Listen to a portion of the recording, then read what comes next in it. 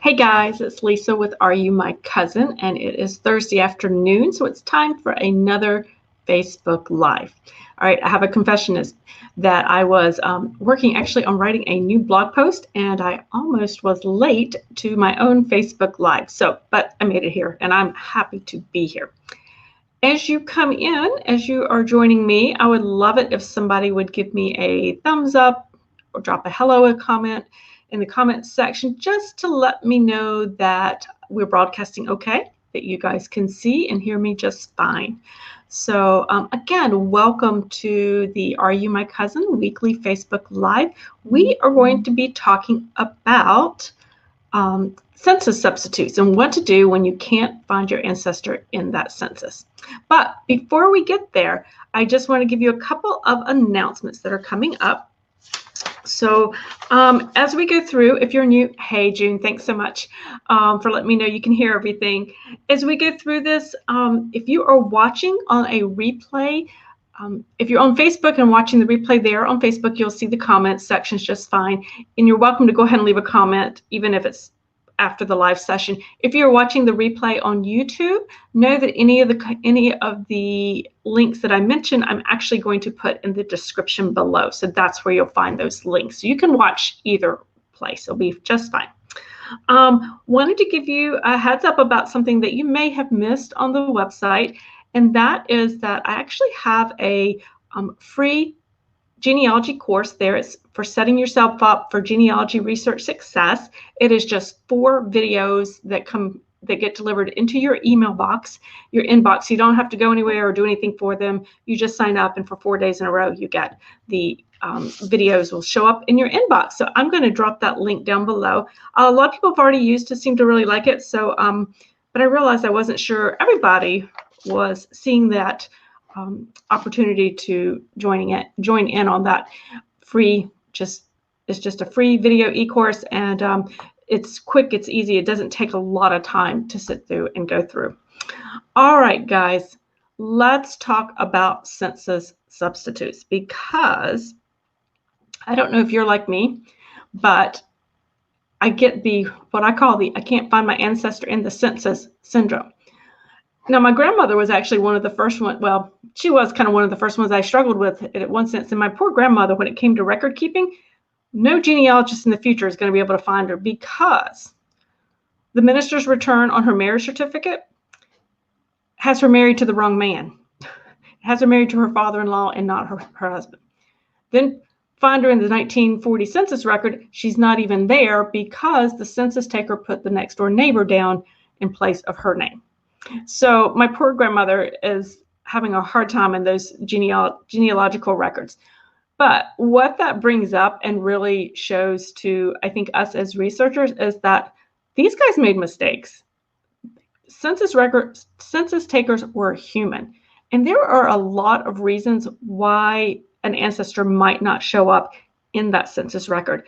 Some of them are the census records or the census taker's fault. Some of them, well, no, it's not their fault. I would love if you have any fun stories about how you discovered an ancestor, or how if there was a mistake made. I'd love to hear any of those good little stories. So feel free to drop those in the comment section as we go, and we can share them with everybody. I think it's a great way for us to kind of learn sometimes just a different way to look at a census, to see, oh, I didn't think about that mistake could have happened. Maybe I need to look at it from this perspective.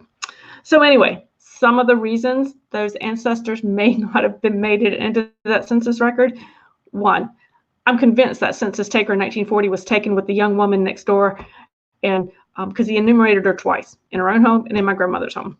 So he just made a mistake, basically. It could also, certainly, we all know the spelling of names it's just not standardized. And you just have to be very open and creative with those spellings, as well as the census record's handwriting, because if the handwriting was very poor, they can be transcribed wrong. And we're reading, when we're doing those searches, we're looking at transcriptions, right? So if the handwriting was really bad by that census taker, whoever transcribed that document may have transcribed it wrong. So they could very well be there. We're just not picking up on it. June said her grandmother was an ink spot. Yeah, exactly. It could be an ink spot. And good for you figuring that part out. So that could be part of the problem. So they may very well be there, but it's the transcription that's causing us to have problems with that. So hang on, something I had a pop up I've got to get rid of here. Okay. So that's it. The other thing is maybe your ancestors weren't home. In particular, we're thinking rural type areas, or if they were home, and this could be anywhere. If they were home, that maybe there were so many people, and who you don't know who was giving the information to that census taker. Was it the 10-year-old little neighbor boy, or was it the young child of the family, and he just didn't tell them all the names, didn't give them the right information? Now, most likely they were trying to find an adult to get that information, but it happened. It certainly happened when you're going down, the census taker was going down the road and somebody wasn't home. Maybe in the farming communities, they're out working in the fields. Maybe they just weren't there. So the next door neighbor who lived a mile down the road might say, okay, well, that's the family of John Smith, and his wife's name, well, I think it was Martha. It could be Margaret. That kind of thing could absolutely happen, and it did happen. So just know that that's kind of what's there. But we know it happened, but that doesn't get us as genealogy researchers any further down the road. So what can we do as researchers to overcome the problem of not finding census records? And so what I was thinking about this, and I thought, really what it boils down to is trying to turn your attention and your research focus to list in that community. What list would have been created for that community, for that county? Maybe it's a state level list. What would have been created for that time period? Now, the first list that I tend to think of are tax lists. And because the county, they were going to get their money. And so they have that tax list. And that's a great substitute for that census record, would be to pull the list. Now, the important thing here, and if you've listened to me talk about taxes before and tax list, it is very important to understand who was being taxed and who was not being taxed. So it's not obviously a complete list of every person in the county or in that community, but it is a partial list of the people who were, and it is people who were required to pay taxes. So maybe it's a time period when only white males aged 21 to 55 are required to pay taxes on whatever. So if your ancestor was 60, he was very much there in the community, but he wasn't on the list because he wasn't required to pay a tax, that particular poll tax, or however. So that's just an example. So I would encourage you, if you go to a tax list, make sure you know who should be on that list and who will not appear on that list. Obviously, you're not going to find women on these early ones. Obviously, you're not going to find the African American or enslaved population either. So it is a partial list. It is not a full list. But if you don't have a census record, think 1890, or you can't find your ancestor on a census, look through that list because they may appear there as well. Now, another type list would be the voter registration list. Those are good lists as well. Again, it's a partial listing. It's not a full listing, but if your ancestor was eligible to vote for that at that time period you're researching, you can use those records to place that ancestor in the community when you're not finding them on that census record, or if that census record just didn't survive. And it wasn't just the 1890 census that didn't survive, guys. There are other just partial ones. So I know one of the ones I'm thinking is like the 1810 U.S. Census for Halifax County, Virginia. It didn't survive. So that, I don't know why, but it's just not there to research. So this is when I turn to those lists that I'm talking about. Other places, city directories are really typically list as well. It's a listing of the community. And again, it's a partial list, but you can get a lot there. More modern ones, you're going to start to pick up the females as well. But here's a really cool thing, would be to read that entire the entire directory, because at the front sometimes these communities put in list of the county officials. I've seen them where they have list of the organizations and who is in each organization. Again, so organizational list. I've seen list of firemen, firefighters for that community. So again, these are lists that you can find your ancestor and put them in. So yes, okay, yeah, Jean said a few widows will be listed. She's right, in the tax records. You will sometimes find widows in the tax records as well. Thank you for reminding me of that, June. Hey, Faye, nice that you could join us too again this week. So again, list. Think of city directories as a list and see what else you can find and truly go through and see what's there. Military lists. So any kind of listing that lists for the different wars, for the different military units that might be in a community, or maybe it's just a listing of veterans. Maybe it's a listing of who went off to war. Look for those lists because, again, it's a kind of a subset. So they weren't on the census record, but you might be able to place them there based on the list. Non-population schedules, sometimes, that's a different type thing. So, and just for certain years, like 1850 to 1880, in general, there's some outliers there. But you can use those to, if you can't find your ancestor in the population list, the regular list, check in those, like the agricultural schedule, the manufacturer schedule, even the DDD, the defective delinquent, and I just drew a blank on what that last one is. Dependent, I think. Death. Oh, I can't remember. It's the DDD. If you look it up, you'll find it. It's in 1880. So see if your ancestor is placed in one of those as well. So they may make it on that part of the schedule of the census if you're not able to pick them up in the regular population schedule. Now here's another list that would be really helpful for you guys to look at, would be the poorhouse list, or the listing of the paupers list or poorhouse. So if they're on the poorhouse list in some locations, that means they are literally living in the county poorhouse. Paupers list oftentimes just refers to people who are receiving monies for their care from the county, but they might be living in their own home or with someone, with a family member. But they will keep a list of those individuals, and you can find out how much money they received. Those lists are actually really fantastic. I'll put a link in here to find the. I wrote an article on using poor records. It's a really fantastic thing to look at if your ancestors were poor and you're really having trouble struggling to find them, because they didn't generate many records, but they might be on that poor list or paupers list. Guys, here's a really big tip for this. On the poorhouse list, you're going to find a lot of women, a lot of females. So this is one I always check if I know that my ancestors didn't have much. Maybe she was widowed young. I'm going to check that poorhouse list to see if they might be there or on the paupers list as well. Again, this is a subset. Not a full listing of everybody in the county, obviously, but it's a great way to find a few ancestors you might not otherwise find. We talked about the county officials church member list. That's another good one to find. Sometimes you will see listings of church members for certain time periods. That's a great place to start looking for those. I actually find those in vertical files sometimes, so that's a thought to look for as well. June mentioned the almshouse. Yes, the poorhouse. That's is the almshouse more of an English term? Maybe, I'm not 100% sure. If any of you guys out there who are listening, if talking about if you do British research or English research, let me know. But almshouse or poorhouse is the same.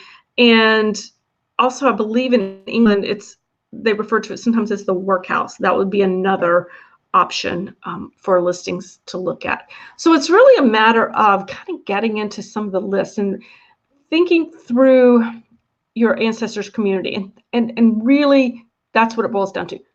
When you can't find them there and they're not on that census record, really get to know the community. So stop looking for your ancestor and shift your focus to the community and see what types of lists that community might have generated.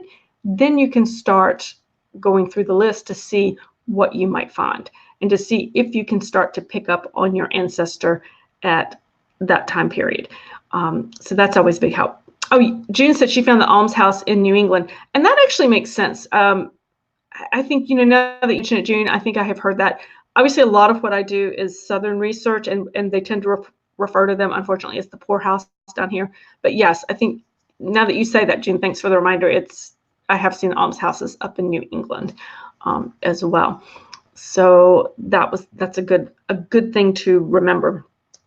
Does anybody else have, while we're talking, have any other lists that they look at for their ancestors? The interesting thing is that, as we know, the information is going to vary from list to list and from community to community. So what you might find one community tracks, maybe they do in their city directories keep a wonderful list of all the county officials and all the county workers, such as the firemen, and those kinds of folks, and the school teachers.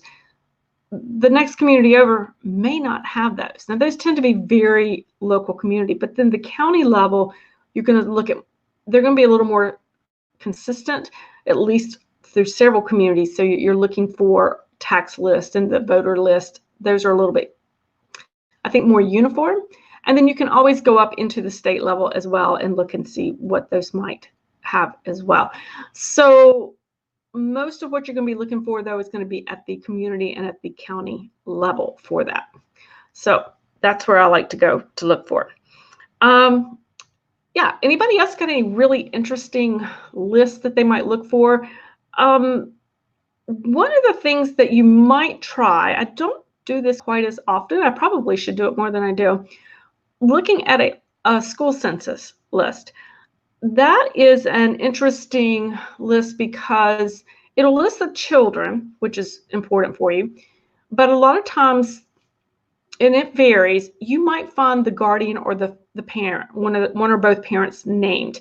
So in a sense, you're getting a nice small subset for a time period, maybe when maybe you didn't find your ancestor in that census record, but yet you can find them in that school census if they had school-age children. Fingers crossed, they did list the parents' names or the guardians' names, because that can be very helpful.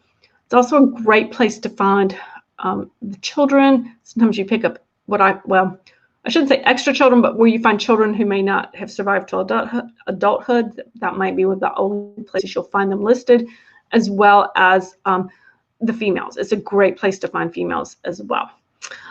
Jean said she found town meetings have community SNPs in New England. Community list in England, I think, is probably what that means. Yeah, that's a good point. June does more New England research than I do. That's actually a really good point. Those town meetings, sometimes we'll have different lists of who's there, and various things that are happening up in that community. So it is a great place to look. Okay, guys, so that's really what I had for you today. Let me drop in. I'm going to drop in a link to the post that I wrote this week that came out about the census substitutes, so that you guys can take a look at that. And if you don't mind, guys, whether you're on Facebook or YouTube watching this, I would love it if you guys would share the video if you feel like it would help somebody or help somebody else. I would love it if you'd share it. That would help more people find it and find my website as well. And I would really appreciate that. If you joined me late, I did talk about that. I do have a free genealogy research success video course on this website. It's and I've got the link is in the comments at the top there, and that is it's completely free. It's 4 videos. They're fairly short videos that when you sign up for it come into your inbox, your email inbox, just 4 days in a row, so that you can get, or I think it's every other day, so that you can get yourself set up for good genealogy research. Because I really believe sometimes when I have made my mistakes in genealogy, it's because I haven't taken the time on the front end to make sure I am I clarified what I'm looking for and gotten my plan down and can move forward systematically, as opposed to just kind of what I call going fishing for my ancestors. So I really believe that when we are set ourselves up at the get-go and are strong on those basics research skills, that we can move forward and hopefully prevent some genealogy brick walls. I've certainly created my own over the years, but fortunately, I think I figured them out, a lot of them out. All right. Oh, you're welcome, Jean. I'm so glad you found the information. Great. And And yeah, if you're watching this on replay, feel free to go ahead and drop your comments in the comment sections, because I do get notified when people comment. So I'll be happy to keep a check on those. And I will see you next week. Gosh, it's February next week. So we will chat next week as well. And I hope to see you here. Have a great day, guys. Bye.